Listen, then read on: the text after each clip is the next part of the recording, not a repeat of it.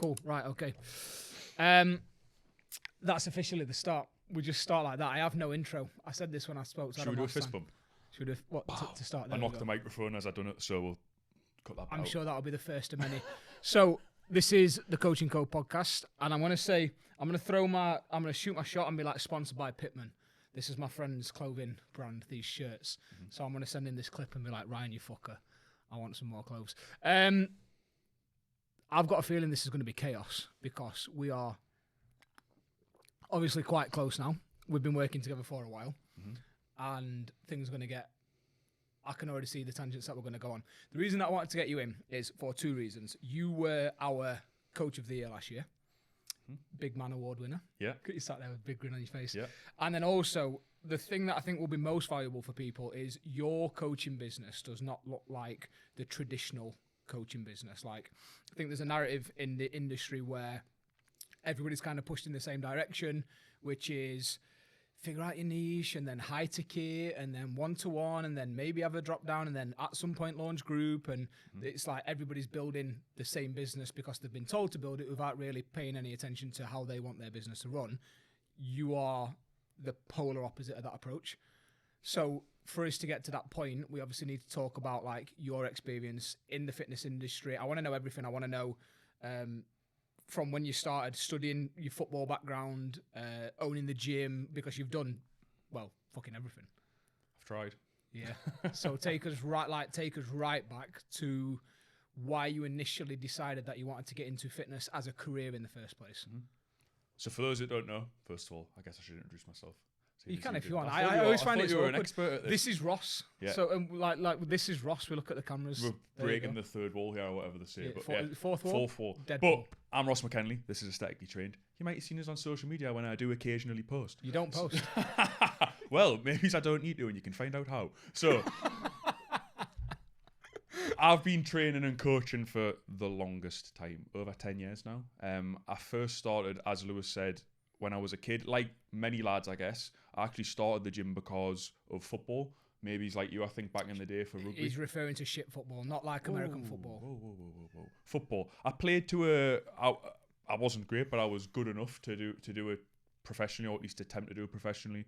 Moved away from home at 16. Played for a few clubs, youth teams, full time, as they say, when you're on a scholarship and basically living away from home. And that was the time when I really got into the gym, in the lead up to that, in the quest to be a footballer. And then when I was away, because I had no other time.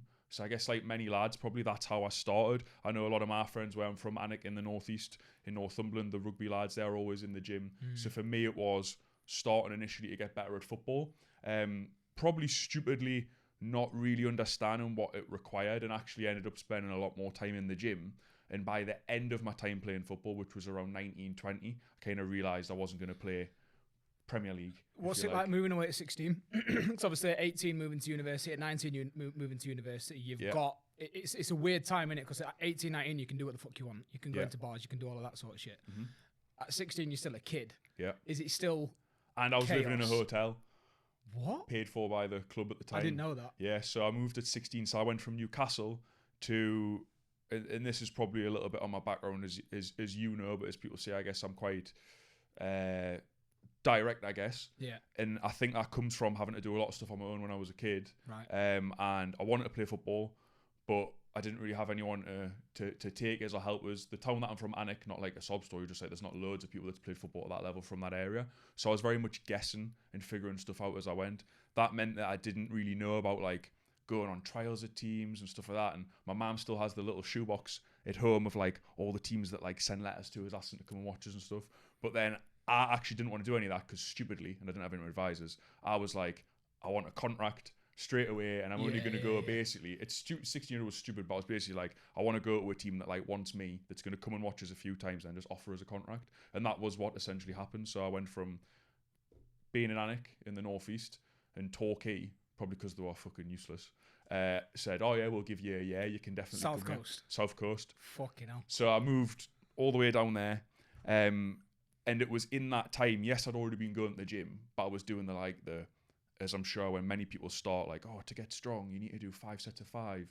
So I was just making it as I go, 5 sets of 5 on 3 1. but I took that very literally, like 5 sets of 5 on bicep curls, 5 sets of 5 on every exercise, and I was in the gym for ages, just like trying to just get stronger and just thinking for football. Moved there, done that. I was there but then I was only there for 6 months.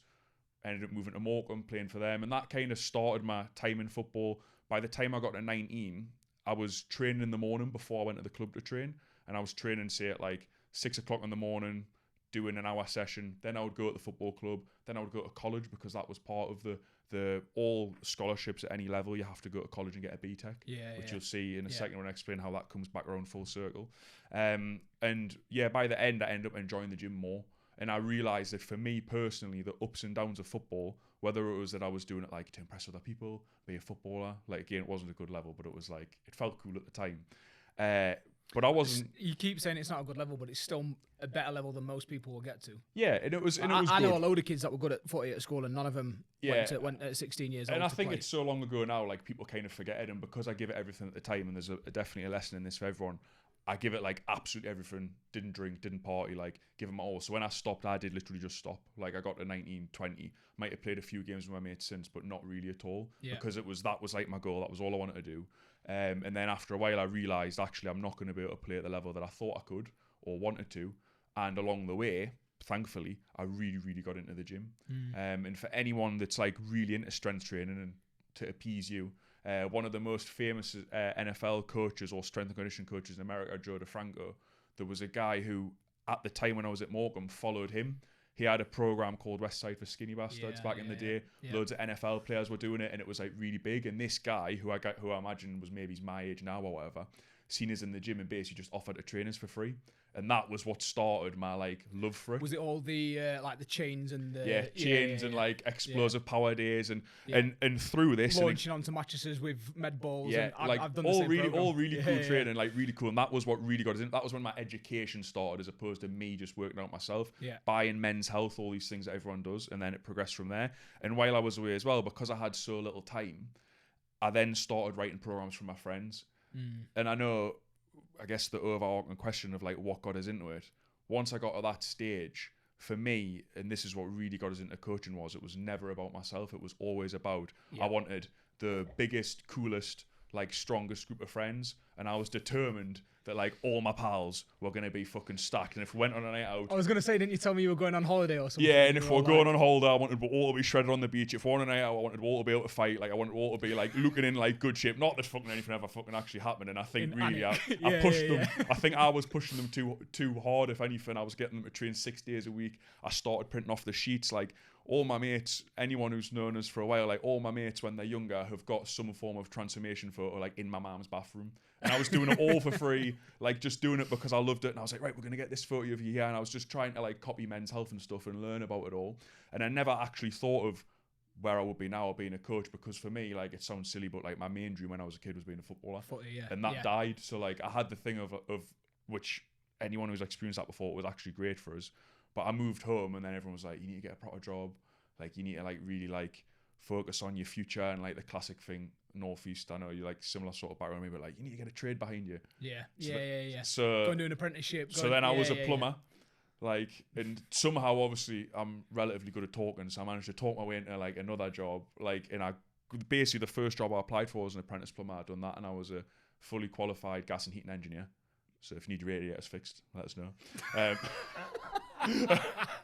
So I used to be able to hang a radiator, was never fucking level. And I remember doing that, and my boss at the time... I can't imagine you doing any DIY stuff. Knowing you are, I know you now.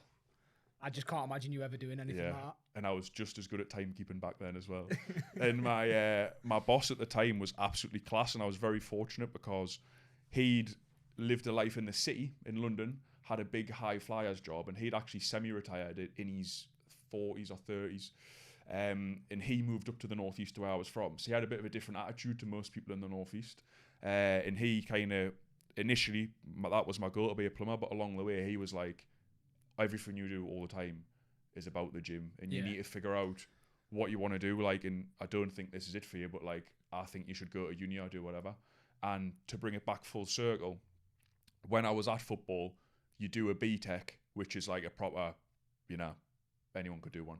But because I had no time, When I was doing my A-level, I did sports science, and then you could do BTEC PE. Yeah. Essentially. So I had a BTEC in sport or something, but because I was a footballer, it meant that like you got 100% on the practical, and then the theory. I do actually love the gym, as you know, and I am a bit of a gym nerd. So I passed that with like really, really good grades. And I actually, I remember when I applied for university and I rang the college where I went to at the time in Morecambe, and I didn't know, but I actually got like the student of the year at that college and stuff when I was there, but I got it after I left, but I didn't know. And then the teacher was like, oh, we can give you a really good reference. So I had equivalent to 3 A's at A level, which meant when I applied for uni, finished the plumbing in my early 20s, so I went to university a little bit late, I had like my pick of all the university because I had equivalent to three A levels at A. Which is really difficult. Yeah, so that meant then I could go to Loughborough, or I ended up going to Loughborough was one of my choices, Bath, and then I ended up going to Leeds Met because at the time for sports science they put out a lot of papers, and that's one of the best unis for. I remember for Loughborough sport. as well. To be fair, like when I was playing American football at university, Loughborough were like the uni to beat, and a lot of the reasoning was the strength and conditioning. Like the strength and conditioning suite in Loughborough, even in 2010, was fucking sick. Like 20 odd squat racks, like facing each other and stuff like that. Yeah, so. I can imagine you'd have fit right in there. So that was what I wanted to do, and then I kind of, again, I can't imagine to where it's got us to now, but I went to university. I think a big lesson, not that it's for me to tell anyone, but I think one thing I always like to tell people is when I went to university, I did work for free initially. I searched gyms in Leeds. I wanted to work because I was at uni and you get grants, and I'm not sure if it's the same now, but back then I had the luxury of not having loads of pressure on a job, particularly my first year. I'd saved up a little bit of money. So I wanted to work for free, and I went and worked in a gym, what I believe to be one of the best gyms in Leeds. And it's still there.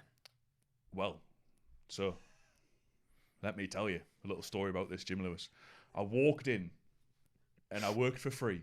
4 years later, oh, you owned it. I owned it. Owned the place. So it was a good story. And for is that the story? Yeah, that's well. I can go deeper. I don't know how much I want to talk about myself. I want to give some value to the people listening. You know, mate, we've got time. We have got time. We have got an hour. So from this moment, it will be valuable. Trust us. I'm going to indulge myself a little bit, but I'll tell you. So I did. So I went to university, done all that, and I loved uni. Studying was all right. But I found maybe it's I preferred the practical stuff, learning in the lab. The assignments were difficult, but again, it was great. And for me, and the message of that is, I wanted to separate myself from the start from other PTs. I'd done the stuff for free with my friends. I'd got the results. I wanted to make sure that when I left university, and I mean it in the nicest possible way, you don't have to go to uni, but you need to make sure that you're different. And I knew that a long time ago as well. This is over 10 years ago. I was going to say, what year is this? So this is before online coaching, really? This is like 2010, 2012, I think I graduated, maybe it's 2014, so a long time ago. And I knew all the way back then that I felt like fitness was getting bigger and bigger. PTing was something that I wanted to do, online coaching. I bet you were a body power wanker, weren't you? Yeah, back in the day, yeah. I'd done my little shows and stuff then as well, naturally. And done all that. But I really felt like along the way, I don't know what it was for me, but I always felt like fitness was going to get bigger and bigger. And I think because I loved it so much, just to go back a little bit, but when I was working as a plumber, I was going to the gym myself in the morning at 7 o'clock. Then I was doing a full day, 8 till 4 as a plumber. And I had to leave at 4 because I used to tell my boss, well, I've got to go to the gym again. And I would go to the gym again, train my friends every day of the week for free. I would go and basically just stand there and help them, and I wasn't even qualified yet. Then I would go to football or boxing, and then I would so I was training probably 2 or 3 times a day every day, and I was mainly spending, particularly the evenings, coaching other people. So I really wanted to do it. Went to uni, done the same, done my degree, and then when I left, like I say, I started off free time in the gym instructor. Then I was taking some classes, coaching, PT. Then I ended up being the manager, and then when the gym was sold many years later, the director at the time managed to get us a little bit of leverage, I guess, and I was good at my job, I think, try to be, and I managed to be then part owner of the gym as well and had a small percentage in it. How did that work out then? So had you amassed enough money to essentially buy in, or was it on some sort of, we'll sort out your partnership in it, you continue to work in it, run it, like? What it was, I did give them a little tour, and they realised, they were like, this guy needs to be running this gym. So no, that is actually what happened. But basically, I give them a tour of the gym, the people that were looking to buy it, and they want to come in and see it as an investment. But because, again, like my passion for it, even now, hopefully you can see, like I genuinely loved it, and I'd been there, and I guess I was kind of wisely the guy that owned the gym, the previous director.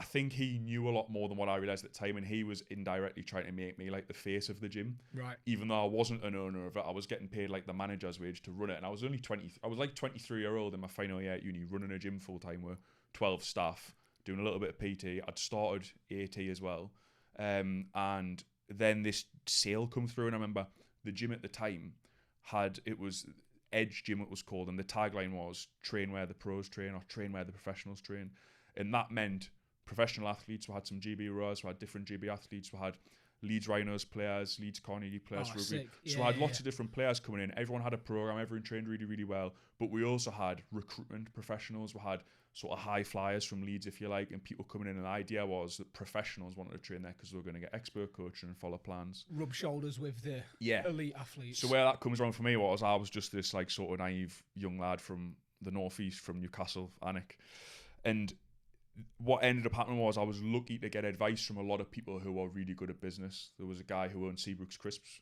I remember you telling me about there this. was there was loads of people that would like give us advice, and I think they probably just felt a bit sorry for us, I want to help us or whatever. And when I was, as all PTs do, taking loads of cash, they were like, you need to register as a company, you need to do this properly. So I got lots of tips along the way, and that was what got us into that next step of then ending up, when they'd done the tour, to finish that story, is when they'd done the tour of the gym, they realised that for the gym to work properly, it needed to have a face. And because of my passion and because I wanted to go the extra mile on the tour, they then come to us and said, we would be interested in giving you a small percentage in the gym if you commit to running it for X amount of years. And they also made us the director of the gym as well, which gave me a bit of security for my job. Yeah. Because I was rude. And as well, I did leverage it at the time, like anyone should in a situation. I had advice from these people in the gym who were like, make sure you ask for this, make sure you ask for that. Basically, so that I was not unsackable, but I was in a good position. And then from there it progressed, and I've done that for another 2 or 3 years. So when you were at university and you were still working at the gym, you were studying sports science, whatever the name of the course was. Was the intention always to go into PT, gym ownership, or were you at the time thinking about, is there any different careers in sports? Is there anything else that I can be doing? Or was it just you loved the learning, so you wanted to get the qualification, the knowledge, but it was very much from the beginning, PT, gym ownership? Was there anything else? I think so. I think I was lucky that I fell into I would be honest, I fell into the owning the gym. I wasn't in a position in terms of savings to invest into it. I was lucky to do it. Like, it's still a great thing to be able to say now, but like I say, full disclosure, that was how it would come about. It wasn't like I saved up every single penny I earned, set up my own gym and bought it. It was already running. Yes, I took it to another level, and it was a success. Closed shortly after I left, obviously, Lewis, you know what I mean? So obviously. That's more proof of the fact. Obviously, mate. What year did you leave? I took it up to 450 members, and then not long after, it did die down. But what I will say... Is that something we can dig into or not? A little bit if you want, yeah. I'm just interested. I just want to get to the... Yeah, I want to know all the context. For me, I think what I always had a goal of, and for anyone that's... And obviously all the coaches are, is I looked up to people back in the day like Nick Mitchell... Phil Lerney. Nick Mitchell's UP, innit? Yeah, so UP Fitness. So I can remember being... Phil AQA? Yeah, so I can remember being at university and saying to people like, I want to move to Spain, I want to live in Marbella, I want to be at the UP Fitness there. UP have obviously gyms all over the world. It's now been sold, and Nick Mitchell doesn't own it anymore. But they were like the gold standard, and that was kind of my aim, was probably to work for someone else. Probably work in a gym, but I wanted to be the best at it. It wasn't about making money. It wasn't about anything other really than just the love of personal training. Then along the way, as I was running the gym and I got thrown into the business side of it, and I was obviously taking cash, selling transformations, and then all of a sudden I was like, hang on a minute, I'm the fucking face of this gym. Why am I doing this for someone else and getting paid like a wage rather than transformations however many weeks? And I was like, wait a minute, I'm not getting paid like anywhere near as much as what I probably could be. And it was the realization of that. I loved managing the staff as well, and then progressing, and eventually I kind of, alongside managing the gym, I started Aesthetically Trained, registered it as a limited company, and then built it up alongside my time in the gym. Was that still seen in person in the gym, or had you now started to kind of branch out online? So I would do PT in the morning. Phil Learn is not AQA, is it? Is it ACA? I don't know. Maybe. It's He just does a gone course back. called Future Advanced Wellness Coaching now. Academy. I Yeah, can't Advanced remember. Coaching Academy, and then this course now is called Future Wellness. Sorry, that had just been. I was like, it's not AQA. I'm pretty sure AQA was like the governing body that gives you GCSEs. Yes, I think so, maybe. But Anyway, Phil was the head of. yeah. He was the head of the program. I've seen him speak at at Perform Next couple of times. He's really good. He's really very good. good. And I think it progressed from there, and I ended up basically, as I was working, I would be doing personal training sessions in the morning. I'd manage the gym during the day. Obviously, I wrote the rota, so I was starting at 10 and finishing at 4, doing the classic gym manager shift. Benefits in it. Yeah, and then at night, I would then train. I would then do any extra PT, and then the big thing was, I think as well, was for people to realise there was many years where I was, well, a couple of years at least anyway, where I would start work on AT at night and maybe it's 8 or 9 and work until 1 or 2 in the morning. So for quite a long time, I was like going to bed at 1 or 2 o'clock. You still do that, like it blows I do my work. mind. Yeah. I do work late now, but it's because I'm doing fun stuff during the day. Yeah. Then I work late because I was working during the day. Like I think now people look and think, oh, like I've got a good life and I get to do what I want when I want, and that is true. However, I spent what you've had to go through many years not doing that, and I think if anything, that pushed us the other way because I was so committed to like being at my PT on time in the morning at 6 o'clock, which I fucking hate mornings. Then I was like really thinking about like the gym manager's role. If someone didn't turn up for a shift, obviously you have to do it. Like first world problems, but it's just like that thing of when you get used to doing that for a while, now to be online and have complete flexibility is obviously fantastic. Then I left the gym. The gym got sold. I got my shares bought back off us, and that allowed us to go full time on aesthetically trained. I joke to my friends and say that I retired in 2017. That was when I done that. So I've been full time in AT and just doing this since September 2017. So it's that near 9 years. Well, just under 9 years. Yeah, 9 years. Which is again 2017 online coaching. What was I doing in 2017? I was living in Australia. Getting up to all sorts of mischief, playing American football. Mm-hmm. I'd never even thought about coaching at that point. So I'm not even going to sit and say was online coaching a thing in 2017. I was having to make it a thing. Yeah. I would say there was some like leading people in the industry who are advertising online coaching. Again, like most of the people that are watching won't do that. Luke. Yeah, that's what Luke Johnson. Yeah, there was another guy called Luke Hazlitt. If anyone ever heard of him, he trained Joe Wicks. Right. Before he was famous, and that's what like I used to always think that was funny that like he got trained to do a transformation, looked in great shape, but it was a guy that I didn't know him, but a guy that I also followed who did online coaching, who actually got him into shape for that. It was a smaller world then. I think even now with the fitness industry seems very like everyone knows everyone, particularly when you're at a certain level. But I think back then it seemed like very few people were coaching online. But again, I just knew that it was something that I really wanted to do, and it was difficult because back then you were using like it was just would someone send us the money or not? What did it look like?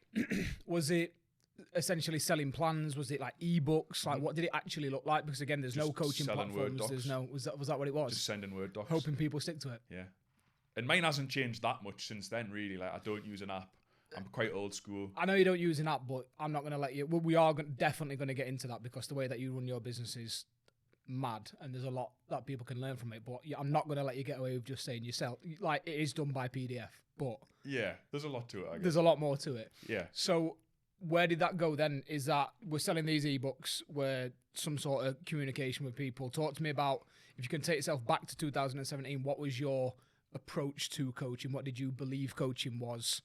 How were you delivering it? Mm-hmm. Because I think it'll be important to dig into that so people can kind of really understand.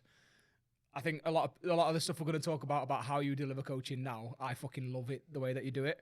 I think a lot of people will disagree with it. He's in it. I am. It is mint. It is definitely, I would say, controversial. Some of the stuff. Mm-hmm.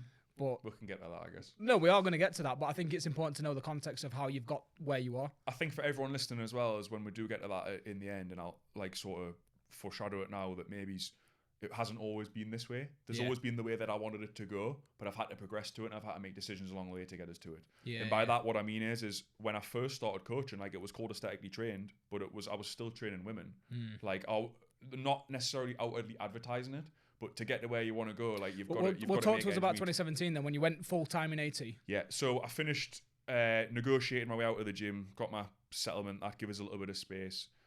I think I might have had between 10 and 15 online clients. Not many. I was doing a little bit of personal training in the gym still. Where were you finding online clients in 2017? So I always done it classic before and afters. Mm-hmm. Back in the day, it was called the TWT, the 12-week transformation. That was how I done it. I tried loads of different variations along the way. I tried 8 weeks, I tried 10 weeks, I tried 12. I got to what I'm at now, which is elite, which is 16 weeks. But I was trying loads of different things. And what I was always doing was, I read a book, I know you've just spoke about it as well, called Oversubscribed by Daniel Priestley. Yeah. I read that book, spoke to various people in the industry, always trying to learn, and I decided I was going to do the classic, like, open and shut and a launch. So I was doing typically 4 intakes a year, sometimes more. But the idea was get the results in, post the results on social media. So then I had that rush of applications. Facebook, I'm guessing at that time, Facebook, 2017. Facebook, yeah, a little bit on Instagram. If you go far enough back on my Instagram, I think there might be. I'm not sure if Won't take long. You've only posted like 14 times. If you go far enough back, there did used to be some women's transformations. Don't get us wrong, I was good at them as well. But I just didn't, for me, I think that wasn't my area of expertise. I guess it's before the business mentor boom of like, you have to have a niche and you have to have an offer. And that's why one of the reasons I wanted to talk to you about this is I think a lot of people that are in the coaching industry, at least in my world now, only know it to be like it is now. Yeah. And I got in just before the business mentor boom. But you've seen a lot of... Well, I think an important part of the story as well is, and this used to kill us, it definitely aged us. I remember the wrinkles, I could feel them creeping in, which was killing my soul, was that when I finished, I realised that I was in Leeds, I moved back to Newcastle, and I decided that I didn't want to do PT, and I had to draw a line in the sand, because I think a lot of PTs sometimes see personal training and whether you're charging 40, 50, 60 pound an hour. I mean, this was 2017, I was charging 75 quid an hour and getting it like no in bother. Newcastle. Yeah, well, so I'll come to that. Yeah. So in Leeds, I was getting that. I moved back to Newcastle, I found the biggest pure gym with the most members, researched it on purpose, went in with my little clipboard, and I always remember the manager being like, "You definitely should not be here. Do you not want to? Do you not want to apply to be a manager at another gym?" And I was like, "No, I'll be sound." But I knew in my head I was only doing it very short term. Is it turquoise? I was going to say it's turquoise, not turquoise. Your colour. Teal. I don't mopping up, and it was a big. Cleaning that the was machines. A big reality shock from being owner of a gym in Leeds and thinking I was big time to go and do that. And people might have questioned it, but my goal was to very quickly pick up clients in Newcastle. Some of the people that I met then I still coach now, which is mental, like online. Through like, Pure Gym? Yeah, so, and it just got us started, helped us break the ice, and I'd done the thing what a lot of people maybe are scared of doing in that I had the clipboard, I'd go to people and be like, "Do you want to do a press-up challenge? Do you want to do this? Do you want to do that?" And then it would open the door to me then helping them and be like, "Do you want to come and do a PT session?" I quickly realised in Newcastle, as much as I love it, and I'm from that part of the world, that what I was charging for PT at the time, I went in at Pure Gym, I was already the most expensive trainer there. I only ended up PTing there for about 6 weeks, 8 weeks. I didn't last very long. I remember specifically being snowboarding, coming over the top of a lift and sitting there thinking, sometimes when you're on holiday, you have good ideas. And I was like, I can drive to Leeds 1 day a week, do like 10, 12 hours of PT in a day and make 800-900 quid in a day. Like a 2 hour drive, innit? Yeah. Do it all in 1 day, get all my old clients on contracts. Cash. Yeah, take as much money as I can and then drive back. So then I formulated that plan. This was just to give us the breathing space to be like, I want to go all in online. But being in Newcastle doing shifts in a gym wasn't allowing us the space to then really focus on online. So I was doing it, but I was just aware and always reviewing. You know how much I love a holder, but like that is because I do think we'll get to that. When I'm away, I do think I have my best ideas, and that is one in my life where I can specifically remember being on a ski lift, and being like, I should sack off Pure Gym and just try to do my PT in 1 day.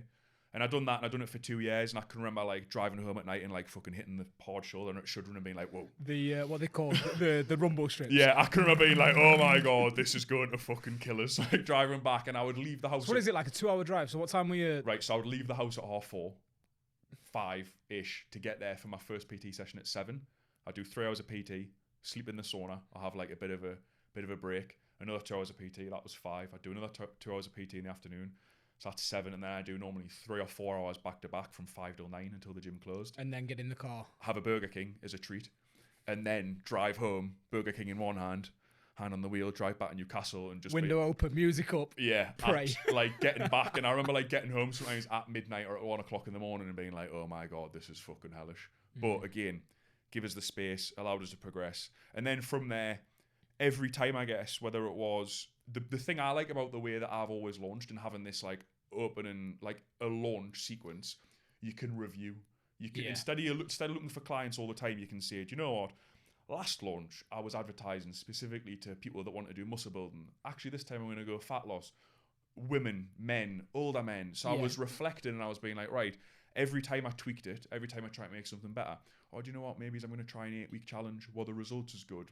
Maybe it's not. And tweaking it from there. That's what I was just going to say. So not to skip over that. So you weren't selling like ongoing, recurring, month-to-month online coaching at this point. It was still very much like package. Mm-hmm. You pay. I'm guessing you paid up front for the package. It was like $150. I always remember it was like $150 for the first month. Yeah. And it was me like writing them for like a long time. Yeah. Taking us 6 hours to write the plan. And then it was like $75 a month after that. I remember, I'll give you a very quick story that will make you laugh of what really kicked us into it though, which I think we've all got that moment of like no return, was being out partying at New Year. And this was the day after. So, full disclosure, I actually wasn't drunk, but I'd had a big couple of days. And I was actually driving to my friend's birthday party from Newcastle to Morpeth. And I remember I've never heard of that place. People might know. I've never heard of that. Keep it local. And I was driving to my mate's birthday party, right? And the point of the story is, at the time, the gym had bought us a car as part of my contract. And I was driving. I'm not a great driver anyway, but I am a confident driver. So I was driving. Having been in the car with you in Spain, I can confirm. So I was driving pretty fast. And I just remember all of a sudden out of nowhere, this fucking curb was sat in my passenger seat. And I was like, how has the curb got here? Why is the wheel up here? What is going on? And I was like, I remember my mates come and looked at it and I was like, it'll be sound, we'll just push it to the side of the road. And they're like, no, we fucking won't. That is like written off. Brand new car, had done 2,000 miles and the gym had bought us it. So I was absolutely fucking panicking at this point. And the sale of the gym was going through in the process of me potentially being the director of the new one anyway. So, but into that, this was how I got started in the background. I think it's important. That gave me the thing of, I need money and fast. I didn't tell the owner of the gym that I'd fucking crashed his car, he just bought us. And then I sent out, I can remember like learning, it might have been from Paul or someone, it was learning an email format. Here's what I'm doing. And I had that fire of, I need money and quick. Went to do it, sent out the email, and I remember waking up the next morning to all these people who I thought might have been interested and seeing the money in my bank and being like, oh my God. I am a fucking genius, and fuck the car, it doesn't matter anyway. So that was how I got started on it. And I remember like being like, it's $150 for your first month, but I was very much relaxed. People now don't know how lucky they've got it. No fucking Stripe or not like that. It was go cardless at best, that I was taught later. People used to just not pay. You'd send bank transfers. Transfer. Oh, I need you. And what I used to do was as well, I'd say it was every 28 days, so I get 13 payments a year, not 12. Thinking, you know what I mean? So I'd be like, there you go, mate. Oh, it's your 13th payment. But I was just doing all these things, and I was just a young lad learning. Progressed, and over time, like you say, I got to the point I'm at now where it got more and more ruthless, more and more. I just want to help men. I just want to help natural men. I had a stint where I was thinking about prepping people for bodybuilding, didn't enjoy that, and it progressed until we got to what I believe probably is closer to like the AT and aesthetically trained brand that it is today. And back then it was more about the aesthetics, because I know there's a big difference now. So it was just aesthetics. It was just transformations. Talk to us a little bit about like why you decided to pivot, close the doors to women, and decide that you just wanted to work with men. I was gonna say that I only wanted their money, but I thought that'll come across terrible. No, I realized that like you do have to do. I wasn't like work shy. I wanted to make sure that I had enough money to make the dream live. I think too often with PTs now, people do niche down and then they don't want to do anything else. Like I had to be willing. I knew what I needed to pay for my bills. I knew what I wanted to do to get to where I wanted to go. So I had to do it in the short term. But I also realized that wasn't my best work. I couldn't empathize with them as much. I certainly had even somehow less empathy when I was younger, and I just couldn't. I knew that I wanted to train men and be able to push them, and spade is a spade, like call them fat if I want to call them fat, or give them a kick up the arse, or like really push them, positive peer pressure as I call it, and really, really push them. And I knew that I wouldn't be able to get that with women. Some women out there will disagree, but like for me personally, I wanted to be in a room full of men like me or a chapter behind me who were going to push each other, wind each other up, and have a community where everyone was like on fire. Like, do you know what? There's Dave in Portsmouth and he's got fucking 10 kids, but I'm going to absolutely smash him to bits on the road tonight. And make sure you've got that competition. Like if people like you, you're not going to have that with Sally. So you mentioned the community. I keep getting distracted by Maria. So for those, Maria's behind the camera, just making sure everything's working properly. And she's just like pissing herself. She's got the headphones on so she can hear us properly. You keep mentioning community. So at that point, something that you do very well one of the best that I've seen. Thanks. Being on the inside of it, having come to events, is the community side of it. Again, are we talking 2018, 19? Where are we now? Like, where's your community? Where's it based? As in, is it on Facebook? Is it a group chat? Like, what's that actually look like? So again, I've had lots of different mentors over the years and took lots of different advice from different people, and it was really off each person I've worked with. It was taking one thing. And one person at the time, Phil Harrison, he's called, I always remember. He was initially my marketing Facebook ads guy, and he suggested to us, you should have a group. You're doing your Facebook group. Yeah. And I really didn't want to do it at first. And I think it might be in 2018 when I set it up, 2019, the inner circle. And it was progressing from there. And I love the events. We've done loads of events over the years, and having the community. That was something I always wanted to do. I think my fear initially was that it would take away from the classic before and after transformations. Yeah, I get you. And that was what I initially started with, was like the progression was the classic before and after, 10 weeks, 12 weeks. Then it was the 28-day challenge, which became the funnel into that. Yeah. Then later it was the inner circle. Yeah. So I think you've got to go with what you felt best doing first, or what your passion is first, and what you believe in most first. And then by doing that and doing it really well, by going down that road, you find what the problems are along the way, what your clients are struggling with. And for mine, it was realizing, like, when people finish that high-end, high-ticket, as people call it now, transformation, they want something else, some community, something to keep them going. Something ongoing. But not, like, absolutely fucking milking the tits off them and being like, all right, you know what, like, just because you can't pay $250 a month or $300, whatever it was then, whatever it is now, doesn't mean that it's necessarily the best thing for them. Yeah. I think sometimes people think that, and they're maybe thinking, going back to the PT thing as well, is like, not thinking about just the money in front of you, or the money you can get this month, but what money, not even the money, like what community, what could you build that's special in the long term if you just thought about what's best for the group, what's best for the... 100%, yeah, mate. It's the same now. I think I talk about this a lot, we've put content out about recently, is I wish that more coaches would apply, some critical thinking to things of like, why am I being told to do this specific way? Like, who's benefiting from, if my mentor is telling me to do things in this specific way, sell big packages up front, do high ticket, but I don't really want to do it, but why are they telling me to do that? I think that's the first thing. And then the second thing is, because the narrative is very much pushed on coaches now of what your coaching business should look like, and this is how you should attract people, and you have to do Instagram, to DM, to this. They never really question it, because they see the people that it's worked for.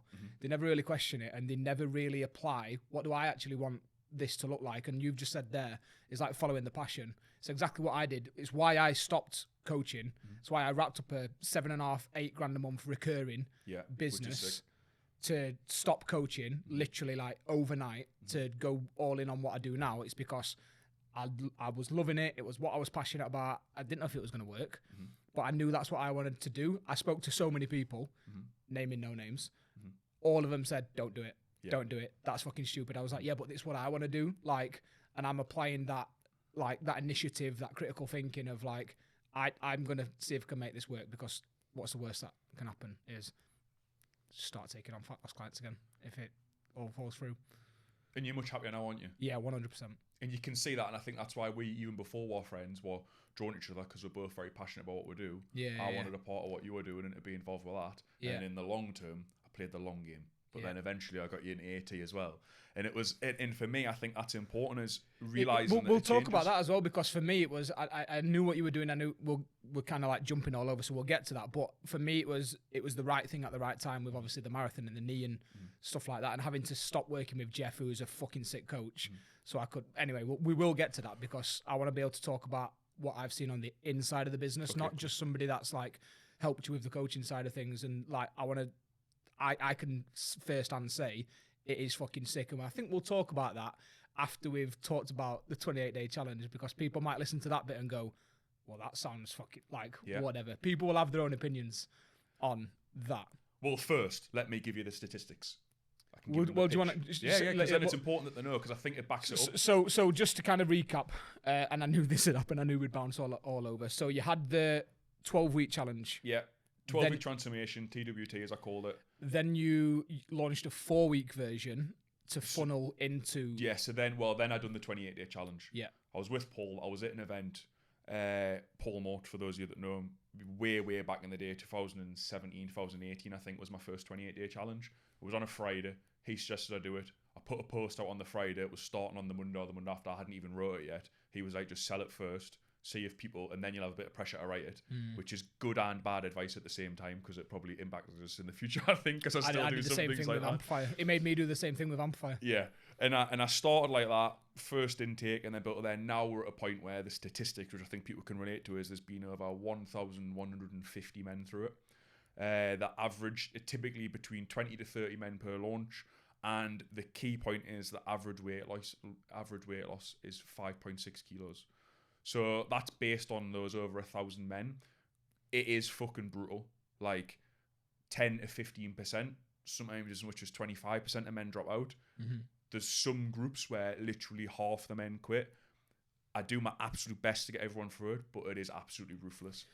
So now let's be clear again for people that are watching this, and maybe it's ringing a few like fucking alarm bells and stuff like that. You are clear from the off that you are not working with people that need support on relationship with food. Like, this is not something. This is not one of those things where you're just like taking everybody's money and then driving them into the ground. And even those people that drop out, what I will say is, and I've tried a lot of programs over the years, like I'll message them.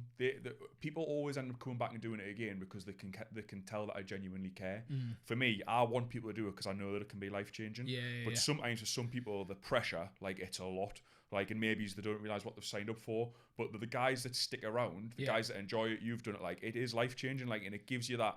I always say to people, it gives you the self belief and the confidence to realize that you can do hard things. I think the reason that I say this is because I know the coaching industry enough, and some people that will be watching this will hear how we're going to talk about the 28-day challenge and how it's set up, and will be like, oh well, that's problematic and stuff like that. But I've seen the inside, and even when we brought it up a couple of times in the group chats inside the Amplifier, some people, rightly so, because of where they sit in the industry and their approach, are like, fucking hell, that's a bit like, do you know what I mean? But again, like, I think it's clear to communicate that it is for a specific type of person.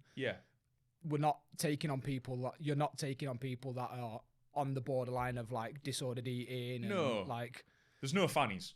No. Like there's no one in there that's like, there isn't. I'm not just talking about if people if people take offense to that, right? What I'm saying is, if generally speaking, I think that you can know in yourself, like if you need help from a professional, and I would always advise someone to go and do that. I can tell you now, based on those 1,000 men, there's been a handful of times, I'm talking less than 10, where I've ever referred out and said, actually, do you know what, mate?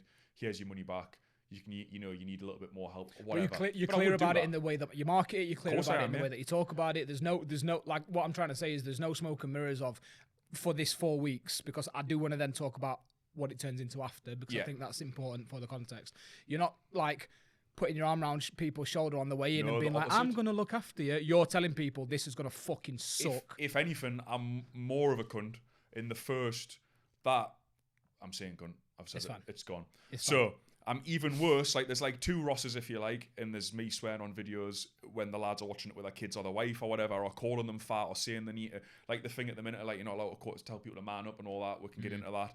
Like, for me, I've spent so long being in their position, helping my friends who are in their position, helping thousands of men in their position. I'm relatively confident that I've studied enough, spent years in the game, paying coaches all over the world to learn to even just be 1% better, spending thousands on mentors, spending whatever to make sure I'm so locked in on it that I'm confident enough let's to say talk about 28-day challenge, Ross, and then we can talk about Inner Circle, Ross, because they are different.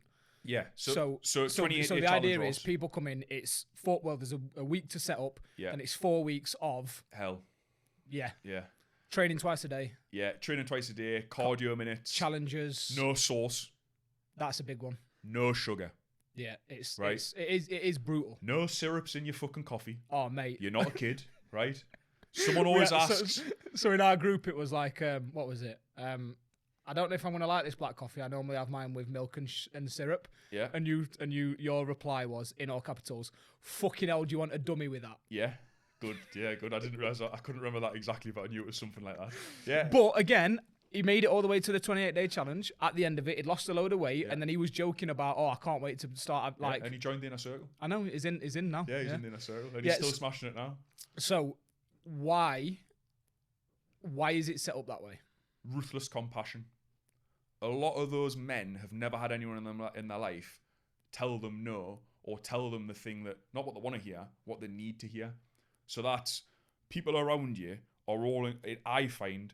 There is some mad successful blokes in there though. Like when you look at the businesses and what they actually There's do. two types of men. I should probably put that before. There's generally speaking two types of men that join. There's men who, even like yourself, were successful, but they want to get to the next level. They want to be pushed. They want to be challenged. They want to see like, what can I step up to if I'm really pushed? What can I do in 28 days? If I had done everything right, if I had the diet, the training, the mindset, the group, the accountability support, if you had everything, what can you do? And not only that, what if you had a coach who didn't accept anything less than your absolute best and really put it on you? Like messaging you to follow up, telling you to check in, doing everything that like, over time, that's hard. Like you can't lead. Eventually, if you lead by the whip, when the whip's not there, people stop working. But initially, it can be very effective to get a result and get the belief and the buy-in. So in that 28 days, I'm doing stuff that I know in the long term, people will be shouting at the screen like, oh, it doesn't matter if they have diet drinks or if they can have sauce on their meals. It's not going to make that much of a difference. Yeah, in the long term. But in that 28 days, it's about like no weak links in the chain, not any decision fatigue, no paralysis by overanalysis. It is, you are eating this weird food plan. Here's the set rules. You're doing your cardio, no exceptions. What I like is in the setup videos, which I think you said you made some changes, so I don't know if you're re-recording them. Yeah. But you're definitely like 6 years younger in those. Yeah, you can see. But again, like this is what I said. I was talking to Cam about it, and I was like, he's definitely a lot younger, but it proves that it works. Like when he says he's had X amount of people through it, and these are the stats. The videos are proof older, like but they work perfectly. But even in those videos, so you've obviously been doing this. Can you remember when you recorded those videos? Because you look a lot younger. Cheers. 2000. What did you say? Call a spade a spade. 2018, 2019 was when I first started the 28-day challenge. So let's say they are from 2019. They're now 7 years old. Yeah. And even in those videos, you're explaining to people, I am going to be savage, and here's why.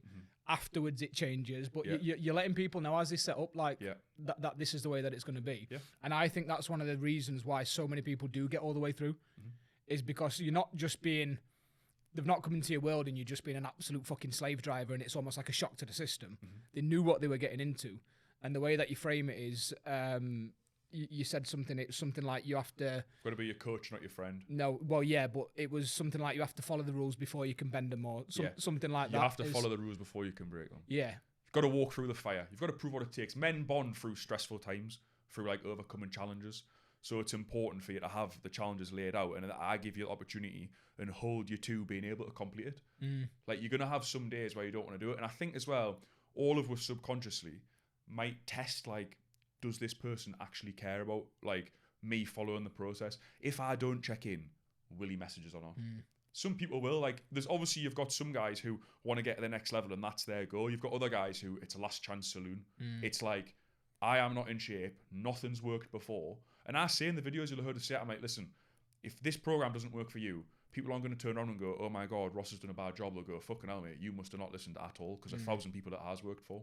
So I think for them, it is like a real step up moment. They have to do it. Yeah. But in that 28 days, I am ruthless. I think we had maybe 20, maybe just over 20 start. I think we had 15 make it to the end. Yeah. And even through the entire 4 weeks and after, because I had to finish late because I started late because of the Twickenham thing.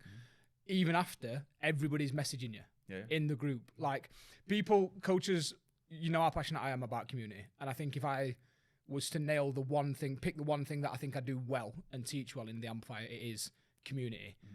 There's nothing that I could teach you. There's literally nothing that I could teach you. Coaches will be like, my clients don't want community. I'm like, bollocks. I'm like, Ross has got a group of 20 men that I've never met before that every single day are messaging each other from the off to get each other through it. I'm like, they do want community. They just need the right set of rules, almost, values. I think it's important to stress as well, a little bit like what Lewis is saying, is that like, when you're trying to set this up, or when you're thinking about this for your business or just in general, or anyone, that is intentionally done for the first 28 days. Yeah. But like, you don't post as much now and then. I sort of there's the two masks, if you like, again, and it's like, initially I'm really pushing them and I'm angry and I'm like, you have to do it. And then we get to the end and I'm like, oof, that was hard, wasn't it? Yeah. Tell you what, do you want I remember the last video. Do you want us to show you how to have a burger now and have a pint and like have a laugh and like, do you know what? That sauce probably doesn't matter, but I don't, and you know, like, I do not show any cracks on purpose. No. Because if I give them an inch, they'll take a mile. Yeah. And my point, what I was saying before, is everyone else in their life, or a lot of people, Now, today's society is going to be like, oh, it's okay, it doesn't matter, like, flexible dieting's cool. Like, no, I'll tell you what's fucking cool, having mint results. I'll tell you what isn't cool, fucking staying the same way when you've paid money to get a result. But then that person, because they maybe is worried about how many people are in the industry or going to another coach to say, do you know what, actually, I'm going to agree to everything the client says. I'm going to bend over and let them fuck us just because I don't want to lose them as a client. And they agree to like, oh, do you know what, actually, I'm doing this weekend with my friends. All right, yeah, sound. Eat whatever you want and wake up for it next week. No. Like, stop being a fucking fanny. And the coaches are letting the client down by not being firmer with them. And then the client thinks it's okay. And then at the end of it all, they compare and sit there and look at the results and they're like, this was a fucking waste of time and money. Both sides are letting each other down because no one's confident enough to step up and say, no, you need to stop doing that. Yeah. No, I agree. So then after the 28 days, there's then two options. They can move into Inner Circle, which is the ongoing subscription-based thing, I guess. Yep. Where there's like, what, 80 of us in that group? 80, 90, yeah. 80 of us in that group. Or then you mentioned it earlier, Elite, which is now your 16-week high touch point, like high ticket. WhatsApp. Like, do absolutely everything for you. Yeah, write the diet, write the training, message them on WhatsApp, do calls, everything like at the highest level. But I am at the minute, again, like chapters of the business and of my life, I guess. Like, I'm trying to not do as much Elite now. I'm trying to think of what my next steps are. And I know for me... Well, you mentioned on your story the other day, and I've not seen you send the stat, there's another tier, or like you. So we're trying to cope with at the minute. Well, we'll have me and Jerome, who's in the group, who's a fucking legend, a savage Jerome's as well. Sick. So one of my best bros, and very lucky to have him helping in the group. We're coming up with a level of coaching that's between Elite and the Inner Circle, because again, it was realizing that there's men in the group who want a little bit extra help, but maybe they've done Elite. Like I say, full disclosure, if everyone, I know everyone will be thinking, oh well, what's the numbers? Like Elite is typically. Well, let's do that. So what's the 4-week challenge? The 28-day challenge 28 days is 129. 129. 99 in the pre-sale. Or Elite is 1,600 if paid up front. Or 1,500 if you paid up front, and it's 1,640 if it's paid in split plan. So that's 400. It works out at 400 and something a month, but the way I do it, I take more the first month because the first month's more work. The setup. And I want to see the commitment, so it's like 650 the first month, and then it's 3 payments of 330. Inner Circle is... Inner Circle is an unbelievable deal, Lewis. It is £80 You don't have to a pitch month. me, I'm in. Like 80 quid a month, 89 quid a month, something like that. 80 quid a month. So, and that gives you the ability to... Everybody comes through 28 days first. Everyone has to do the 28 days. So this is what I want to get onto. I want to talk more about Inner Circle and Elite first, but I want to talk about how little marketing you have to do to run this incredibly successful business. Yeah. We'll get to that because it still pisses me off that you posted 6 times in. But I'm coming back to social media. Come back. It's all. So in 28-day challenge, you are completely open about this is going to be fucking ruthless. You're going to love it. You're going to get results. You're going to hate it. You're going to love it. Then you're going to go into Inner Circle. In Inner Circle, it is essentially group programming. Yeah. Everyone follows the same Soul program. does that. Yeah, everybody follows the same programming, which is sick at the same time. So people are doing the same workouts on the same days, posting videos. I think that really helps with the community. And then Elite, well, I'm just guessing it's... Elite's all bespoke, but you know what I've found over time with Elite as well is the guys in there get so jealous of the Inner Circle workouts that they want parts of the Inner Circle workouts incorporated into their plans, which I do as well. But Elite, I do everything for them. More touch points on WhatsApp, more support, more life coaching, I guess. I've come to accept that I do a little bit of that now as well. I probably wouldn't have said that years ago. So Elite's a lot more of that. The Inner Circle is the community. What I say is the Inner Circle is the lifestyle or the foundation that you should have in your life year round. So I want men in there who have that as a matter of course in their life, and they're signing up thinking, do you know what, this is something I can see is doing for the long term. That's why it's at a price point where good times, bad times, you stick through it. I help you, you help me, and we'll build a community. And at that stage really is where we'll build a friendship, like through the events. Yeah, for sure. And you're also, even though there's 80 odd blokes in there, something that I've noticed that you and Jerome are really good at, you know what everybody's up to. So like, and I know we're close, we're mates outside of coaching, outside of Amplifier and all that sort of stuff. But there are people in there you'll see when you do the lives and stuff that you know what's going on in their life. Even though it's not one-to-one. So you can kind of keep tabs on everybody. I think going back to it as well, back to the gym, back to the coaching women, like the lesson with this for me is, and I always remember this when I was at the gym, the director there saying it was like, if you get to know the members and you become friends with them, you'll never work a day in your life. You're going to come to work, you're going to basically spot your friends and make sure that they're training hard. You might mop the floor and do whatever here and there, but you're not going to work a day. And it's the same thing now with the Inner Circle. It's the same thing now with the whole business, because it's, for me, men who I want to help, who I'm interested in, who like the same things as me. I want to know what they're doing. Yeah. I've got lads that are working at football clubs. I've got lads that are joiners. I've got lads that are owning businesses.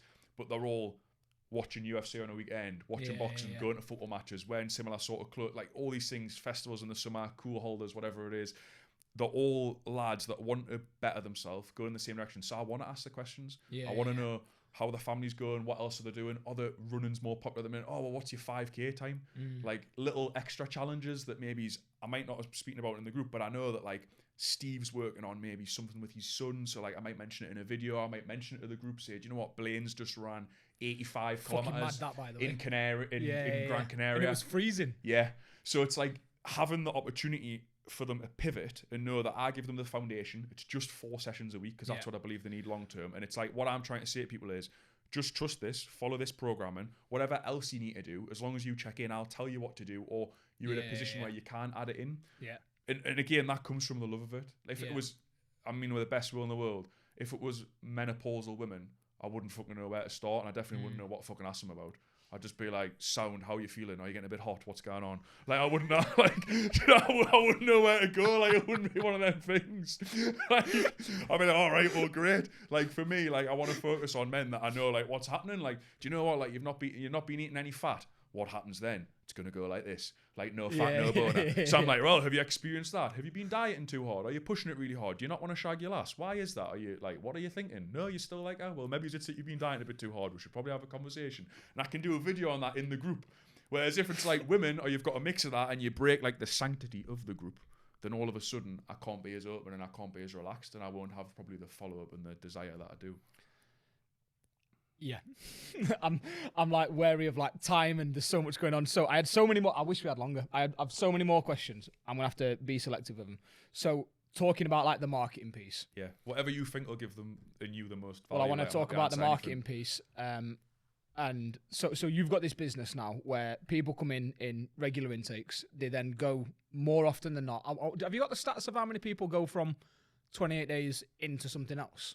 That'd be interesting to know, because there was a lot in our group that in a good group I aim for 60%. Yeah, which is quite high, like that's pretty high typically from what I gather from the stats that gurus are giving you online. 60 to 7. If it's me and I look at it, me personally, I know it's about 60%, but I aim for 75%.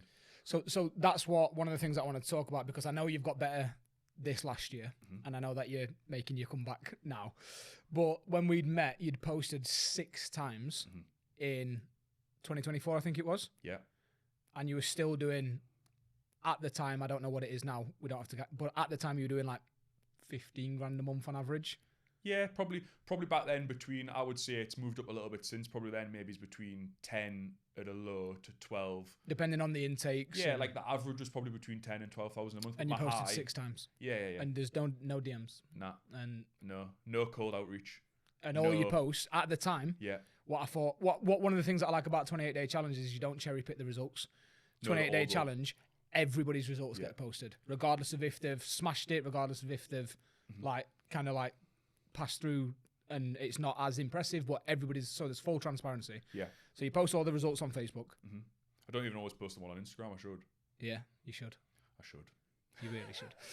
And that's ultimately why I wanted to talk to you, because it's not this traditional, again, make your reels and focus on your hooks. And again, I know you've done a bit of that recently, mainly because you're working with my wife on doing it. There's a plug for Maria behind the camera.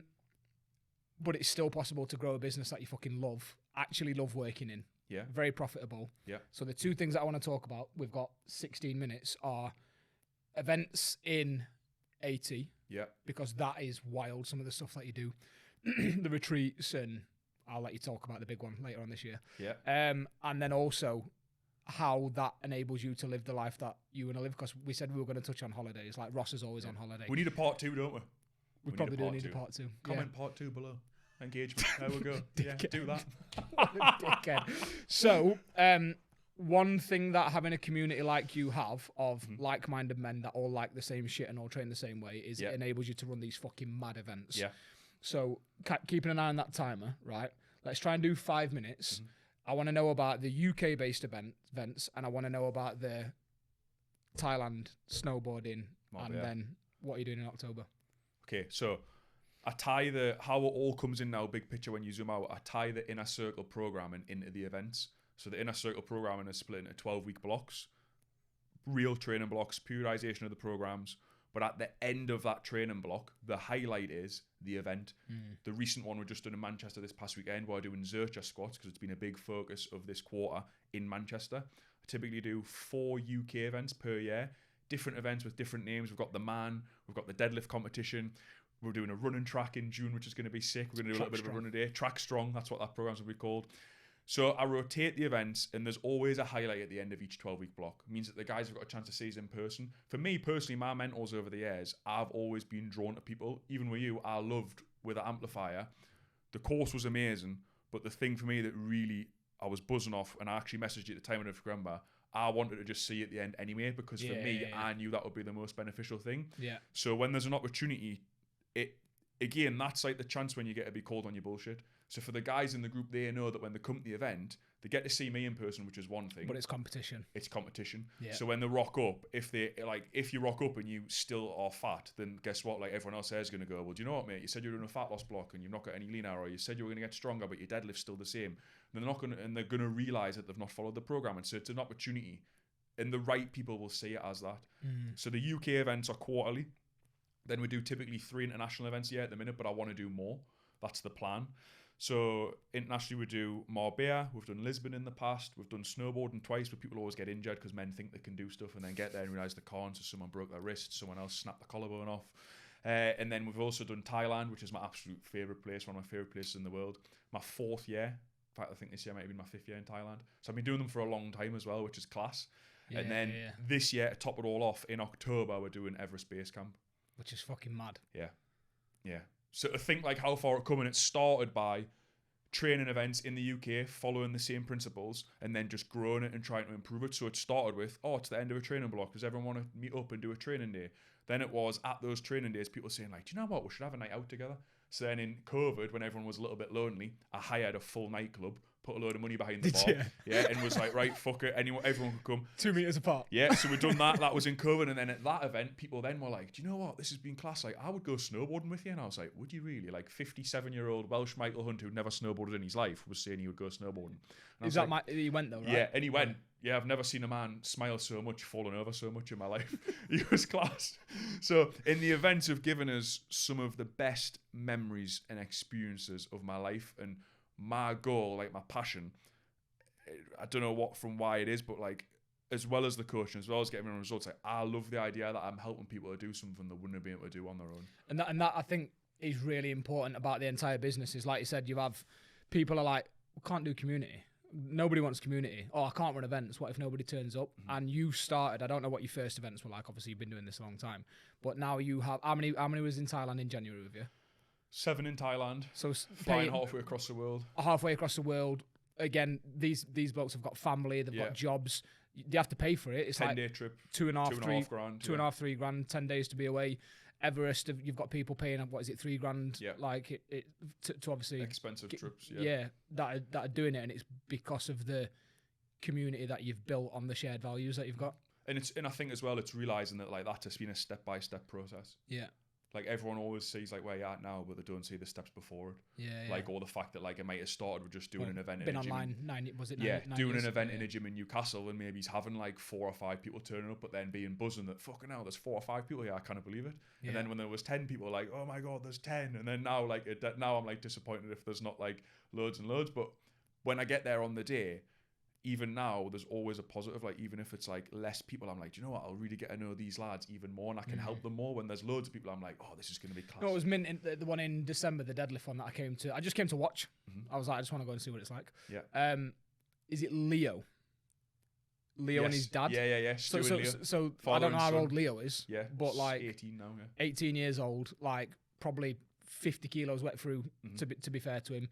Surrounded by 30 odd blokes deadlifting on a platform, everybody's like screaming at him. I was like, that's fucking sick. That'll change his life. I want that's the impact that I want to have. And I know a lot of people say that like, oh, I want to change lives, but I'm like, but did you actually? Like, and for me, the measure of that is can I give the men experiences and memories that change them, that they'll look back on when they're a grander? when that they'll tell their kids about, will they tell those stories, and will they learn from it and be a better person because of it? And that's, you're only going to get that through challenging them and through going bigger and better and pushing them. And the final piece, I guess, is the lifestyle that this has enabled you to have. Building a business against the grain, or against what is like the narrative, doing things your way. Yes, you've been doing it a while. Where do you live? Like, well, that's a difficult question at the minute, but so it's progression. But I think living, I've always wanted to live in Spain. I've spent a lot of time in Thailand. I've been back in the UK at the minute. For me, it's always been about, and I'm still figuring this out when I've done the most of my traveling. I've done a lot of traveling a few years ago. I was traveling for 2 years consistently. I always wanted to live in the still best... running the business though. Yeah. I always wanted to live in the best place for me, or the place that I felt like I could be the most, not like at home, but like fit my vibe, my lifestyle, however you want to put it, for the training, the fighting, the lifting, all these things. And it means like Thai boxing, not just like going around chinning people. Yeah, not just going around chinning people, but having people on that same wavelength. For me, the two places I like the best, probably Phuket. There's Fitness Street in Phuket that if anyone hasn't been there, if you love the gym, it's class. That's one of my favourite places. I love Porto Banús and Marbella. I know it's not for everyone, but for me, that's one of the best places. Like, the gyms there are probably the best in the You world. actually inspired me to do my first retreat. So a year ago, you delivered a talk at Amplifier and said, what's the big goal you're setting yourself? Yeah. And I was like, I'm going to run a retreat in Marbella. And now I've sold it out. Yeah, it's class. Yeah. Well done. It's mint. I can't wait. It's going to be good. And I think with that's my point, is like, even for me, I know it sounds silly, but having that impact on you is off the back of me doing what I love and really pushing it. And I always think if there's something that I'm unsure of, or like, my favourite quote, I said it in that talk, is, the cave you fear to enter holds the treasure you seek. And I really, sometimes it's harder than others. That's not your favourite quote. I've got loads of good quotes. Don't be a bitch. Don't be a bitch, that is, yeah. That's a classic. People aren't going to get that tattooed on them though, are they? You know what I mean? Keep it. Maybe. Mate, please get that tattooed. But that for me has always been a thing where when I've felt that little bit of resistance, I'm always trying to ask myself like, why? And obviously normally the growth that you want, or just the buzz, is on the other side of it, whether that's having something that scares you in the gym session. Oh, I'm a bit worried about this weight for deadlifts. Oh, I don't want to go fucking all out on the rower. Do you know what? I don't want to do that run. You do it, and if you do it hard and you go into the void and you really push yourself and your ears are ringing and you lose track of the reps, at the end of it, when you come out, you're like, fucking hell, that was class. And you get that, and you can have that effect with anything in life if you push yourself. And that was what I really wanted to do and give to the guys, and seeing the change in them, not just physically. And this is where it's changed over the years from aesthetics. Now it's more about the new quote, I guess, is like, we take on all challenges. Yeah. And really trying to exemplify that and build them up to say, do you know what, like, I can run a 10K, I can deadlift 200 kilos. I was going to say, you're going to have to give a shout out to Big Joe. Yeah, Big Joe. I've got Big Joe in the group. He's an absolute legend. He can deadlift 260 kilos. But he started with a massive physical transformation, didn't it? Yeah, so he lost like 20-something kilos, like crazy transformation. Like, again... He's like, what, 6'5"? Yeah, he's a big lad, massive. He started at 118 or 119 kilos. He's dieted right down to the 90s. But all the way, he first got really, really strong. He's won the deadlift competition all 3 years that we've done it, which is incredible. But now as well, I think one of the amazing things, and Joe's a great example of it, is as I've changed, I've lent into the change, and the guys in the group have as well. Yeah. So yeah. Joe You've gone now more down the fitness route. Yeah, and Joe, and we've still got the classic aesthetics. I still want them to have abs, but it means that like people like Joe he's running, he's feeling fitter than ever before. And he's fucking rapid as well, by the way. Yeah, and he's taking on new challenges. He puts his times in the group. He's like a train, and there's other lads in the group that's the same, where like all of a sudden they're doing things that they never thought they could do, and it's like, I wanted to challenge assumptions. Like, oh right, you can deadlift, but all them lads do is deadlifting. All right, well here you go, we can fucking run faster than you as well. Yeah. Like, they're just bench pressing, they just care about aesthetics. And it's like, oh well, we can do pull-ups, or we can do this or that. And having that where like you become the best version of yourself, like I say, like the ultimate man, like the AT man, like we take on all challenges, we'll do everything, and we'll fucking look good doing it as well. Yeah. Sick. What's your favourite thing about coaching? Changing people's lives, and I think as well, doing it in my own way, like really challenging people, and the progression from, I know in the beginning when I'm telling people not to have sauce on their food, or not to have sugar, or all these little things, that if they stay the long time and they actually trust the process, you have this moment where they've got results, they're at an event, they look at me and I look at them, and they know that it was worth it, and they know that it was like part of the journey. Those moments, like, now that I've done it so many times, like, they're the absolute best. Where you can look back on it and you laugh and you go, do you know what, you were a fucking cunt during that 28 days, but it was worth it, and this is why I'm still here now. I think what's been mint for me is, again, like I was working with Jeff, who was unreal, and then had to move away from that because I was getting a fuckload of physio on my knee. I knew I needed the community, so I joined for the community, and the 28 days just came attached to it, and I was like, well, fuck it, I might as well go all in. And I can safely say, from having seen the inside, again, if anybody's got to this point and you're still watching but you think Ross is a cunt, I'm like, well, he is, but but in the best way, for the right people. Yes. And like, you are caring, you do keep tabs on everybody, even the people that are paying your lowest like tier option, and you can see on the inside like the impact that it's having. So yeah, it's fucking sick the way that you've done it. Thank you. I appreciate it. You're very welcome. You're part of it. Yeah, it's good. And that's why, as well, like I say, with the Amplifier and with everything that I've done with you, it's taught us over time. There was a lot of things, and again, it's a lesson for people, is that you don't always know why you're doing something. You don't always know the full route. But if you know what the next step is, you can get people like Lewis who'll maybe show you what way to go and why. And that's helped my business. It's helped us progress. But a lot of the time, I think people get in their head too much, particularly now on social media. You might compare yourself, not to me because I don't post on the cunt, but for some of you, you might be comparing yourself to someone that you follow and thinking, oh, they've got this business plan laid out so well. Like, I'm never going to bother doing events because I don't have X, Y, or Z. Like, you don't need that. You just need to do the next step. Yeah. And you can get mentors. You can be part of a community like the Amplifier for coaches, where you learn, and all of a sudden you realize that actually all these coaches are the same, or you're learning together, and not everyone has the plan. But if you never take the first step, if you never reach out and ask for help from you, from me, you never find out, like, A, was it even for you? Could you have done it? But then it's by doing that you have faith in the process, and you realize along the way, actually, do you know what? This is what I want to do. That's what I've been trying to do, to be fair, from day one, is I want coaches like you. I want coaches that are heavily holistic relationship with food, because all I'm trying to do is get people to think for themselves, essentially. It's like, which is what good coaching is. It's encouraging people to think and act for themselves. And if people didn't have exposure to yourself, to people like Maureen, Ellen, like all these other people on the other end of the spectrum, how are you meant to make your own fully informed decision if you've only ever done things one way, or thought about things one way? And I think that's what you do as well, is like, yes, it's very much this is the approach that we're taking, but here's why. If you want to make these changes, here's how I want you to make the changes and why. Yeah.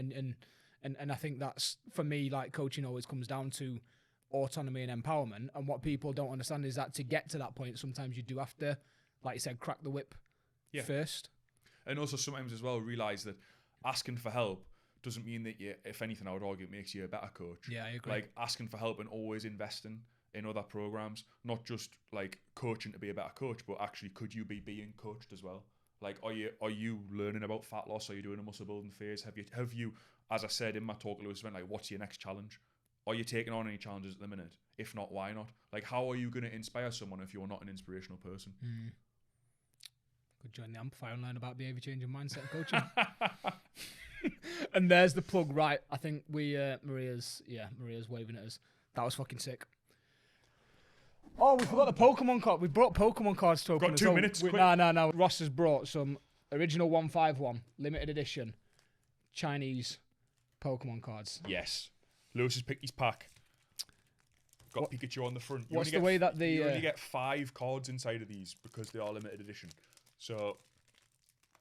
Oh, they're not like the original packs. I don't want to bend them on the way in. Right, you open it that way. Look, they haven't got a burner card, so it's straight into the 5. So open them back down. So this way first. And then, no, flip them over. So I've got your last card's your best card. I've got a Psyduck. Right, you've got a Psyduck. I've got a Magneton. Show these in Chinese. Yeah, we've got. I've got a Scyther. That's a sick card. Yeah, that's good. A sick card. Good. I've got a Pidgeotto. I've got a Vulpix. Oh, he's got the better pack here. I've got an Eggplant, man. Oh, I've got a Charmander. Yes. I don't even know what mine is. Mine's like. Wait, so I've got a shoulder. That is going in a binder, that. Oh, that is class. Sake. What is that? It's a shiny. It's a Ditto, man. Ditto, it's in the bottom corner. Yeah. Right, my last one. Are you ready for the reveal? I've been watching so many Pokemon videos. Look, you're flipping at this. Oh my god. Oh, Staryu. Shit, we'll get rid of that. But I got a Charmander, though. Let's go. We're keeping that in.